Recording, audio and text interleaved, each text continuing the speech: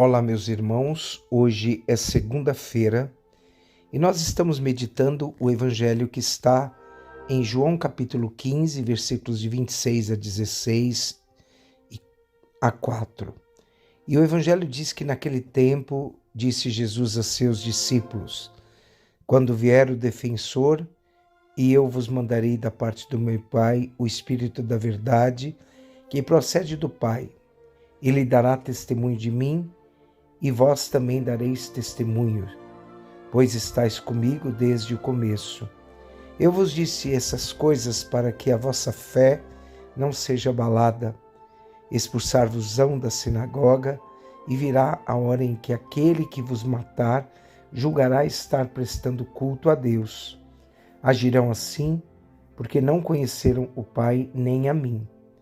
Eu vos digo isto para que lembreis de que eu disse: quando chegar a hora. Meus irmãos e minhas irmãs, diante dessa palavra que nós estamos vivendo, nós lembramos que o evangelho de hoje é um conjunto, é um contexto, né? É um discurso da despedida de Jesus, de seus discípulos. E Jesus dá as últimas lições para eles. Então o evangelho, Jesus alerta os discípulos e a todos os cristãos do mundo, é claro. O cristão, ele faz parte do ser de Cristo, e todos os que quiserem viver com piedade em Cristo, de uma certa forma serão julgados. Vejam o que está acontecendo no mundo. Se o mundo opôs-se ao próprio Jesus, todos os cristãos experimentarão a mesma oposição. Quando configuramos a nossa mensagem, a mensagem do Evangelho de Deus, quando não permitimos que essas ideologias do mundo invadam o nosso coração, a nossa fé, nós percebemos que seremos perseguidos sim. Do ponto de vista cristão, o tempo da perseguição é o tempo oportuno de testemunho. Toda aprovação, toda perseguição é tempo de expansão. Então, o cristão é sempre chamado a ser um mártir no mundo que ele está vivendo. Portanto, meus irmãos, é necessário que na nossa vida, sem dúvida, os que fazem parte de pessoas de boa vontade aceitarão o nosso anúncio, mas aqueles que estão consumidos pelo mundo não aceitarão o nosso testemunho. É interessante que quando nós pegamos a palavra de Deus, ela diz: expulsar-vos-ão das sinagogas, virá a hora em que aquele que vos matar julgará estar prestando culto a Deus. Agirão assim, porque não conheceram o Pai nem a mim. Eu vos digo isso para que vos lembreis de que eu o disse quando chegar a hora. Esse texto quer nos informar a verdade das perseguições. Hoje, nós percebemos que os discípulos de Jesus foram expulsos da sinagoga e perseguidos primeiro pelos judeus. Quando a gente lê, por exemplo, a leitura dos Atos dos Apóstolos, né? A igreja se espalhava e ela era perseguida. Percebam que os discípulos sofreram muito por demonstrarem, por espalharem a fé. Para que os discípulos não fiquem abalados nem desorientados na sua ausência física. E Jesus vai prometer aos discípulos uma presença nova no meio deles. Essa nova presença, Jesus quer dizer aos discípulos que eles não serão abandonados nem ficarão órfãos. Jesus, ele vai nos amar até o fim. E o amor de Cristo vai além da sua morte. Então ele vai prometer para nós o defensor, o Paráclito.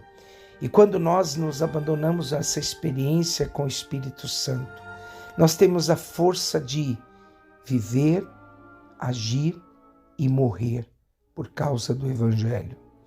Tenhamos a alegria de darmos testemunho da nossa fé.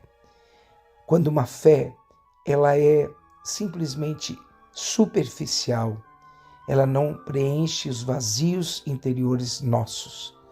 Então, lembremos que a palavra Paráclito é traduzida pela tradução de defensor. O Espírito Santo é aquele que vai prescrutar e encher o nosso coração de uma verdadeira paz.